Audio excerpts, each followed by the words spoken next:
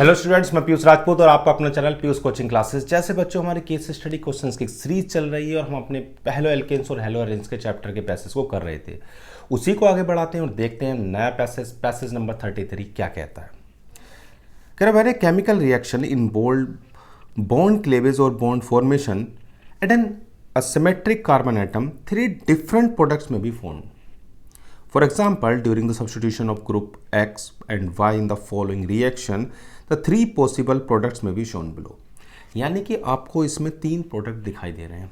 एक में आपका इस वाले के रूट को देखोगे तो बिल्कुल वही कॉन्फ़िगरेशंस मिल रहा है, जबकि दूसरे रूट पर आपको इन्वर्जन हो रहा है और तीसरे रूट में इन दोनों का कॉम्बिनेशन है, यानी कि B is the only product.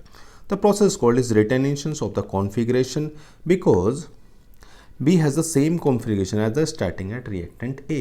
यानी कि इसका और इसका जो कॉन्फ़िगरेशन है वो दोनों का सेम है. जबकि कह रहा जो C है उसका तो only product the process called is inversion of configuration because C has the configuration opposite to the starting reactant A. इन दोनों का और इन दोनों का जो आपका कॉन्फ़िगरेशन है वो एक दूसरे का उल्टा है, अपोजिट है. और जो दूसरे वाले में दिया हो इन दोनों में B और C 50-50% है. ठीक है, यानी कि तीनों कंडीशन समझ में आ गई. चलो भाई आगे क्या कहता है. कह रहा assertion a reaction is said to be stereo specific if a particular stereo isomer of the reactant produce a specific stereo isomer of the product. बिल्कुल सही बात है कि जो भी हमारा स्टीरियो स्पेसिफिक होगा उसमें अ particular stereo isomer of the reactant produce a specific stereo isomer. बिल्कुल सही बात है, कोई दिक्कत वाली बात नहीं है कि जो भी आपका स्टीरियो आइसोमर होगा वो एक पर्टिकुलर प्रोडक्ट ही बनाएगा स्पेसिफिक स्टीरियो आइसोमर का. अब करा bromination of cis two butene gives meso 2,3 dibromobutane which is a stereo specific. चेक करते हैं, हमारे पास है सिस 2-ब्यूटीन बनाना है. तो देखो भाई सिस में क्या होता है कि सेम ग्रुप आपके एक तरफ जुड़े हुए होते हैं. ठीक है बच्चों, ये आपका हो गया सिस 2-ब्यूटीन. इसको हम किससे करा रहे हैं, Br2 से. तो बच्चों जो आपका प्रोडक्ट बनता है वो आपका होता है CH3 HBr BrH, या फिर जो आपका दूसरा प्रोडक्ट बनेगा बच्चों वो होगा CH3 BrH और HBr और CH3. तो ये जो दोनों बने हैं ये बच्चों एक दूसरे की मिरर इमेज है, यानी कि इसमें जो बनने वाली चीज़ है बच्चों वो है रैस्मिक मिक्सचर. जबकि दिया हुआ कितना है, मीज़ो, बन रहा है रैस्मिक.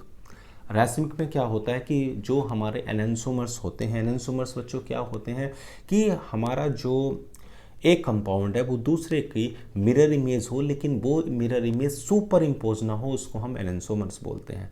तो इसमें जो रैस्मिक मिक्सचर होता है उसमें हमारे दोनों इक्वल अमाउंट्स में एनेंसोमर्स फॉर्म होते हैं. क्लियर है इतनी बात. तो ये बात होगी गलत, यानी कि ऑप्शन हो गया C. यानी कि असर्शन तो सही है लेकिन रीज़न गलत है. Okay, addition of Br2 in cis two butene is a stereo selective. ठीक बात है. SN2 reaction are stereo specific as well as stereo selective. दोनों बातें बिल्कुल सही हैं कि सिस 2-ब्यूटीन पर जब ब्रोमीन का एडिशन हो रहा है तो स्टीरियो सेलेक्टिव मिल रहा है, और SN2 में भी आपकी जो रिएक्शंस होती है उसमें स्टीरियो स्पेसिफिक और स्टीरियो सेलेक्टिव दोनों होते हैं. क्लियर है, पर वो उसको एक्सप्लेन नहीं करता, पर बात दोनों की सही है. तो यानी कि ऑप्शन हो जाता है B.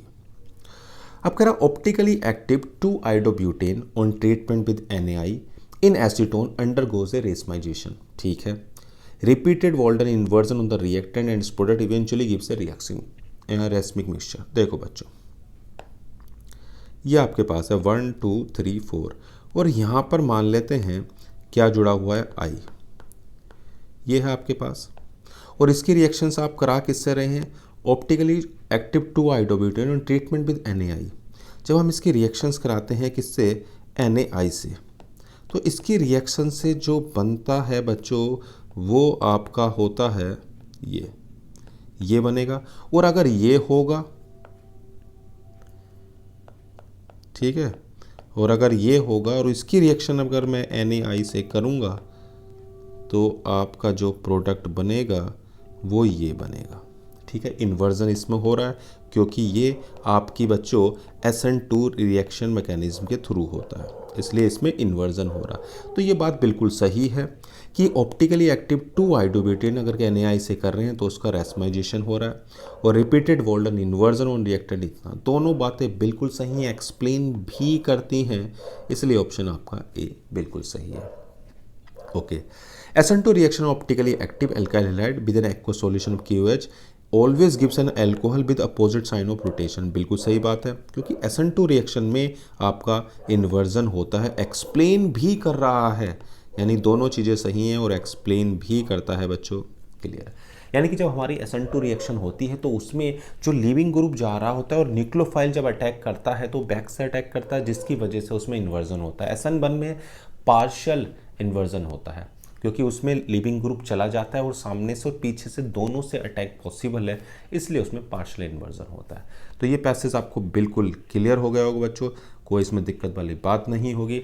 तो आज की क्लास में सिर्फ इतना ही। Thank you.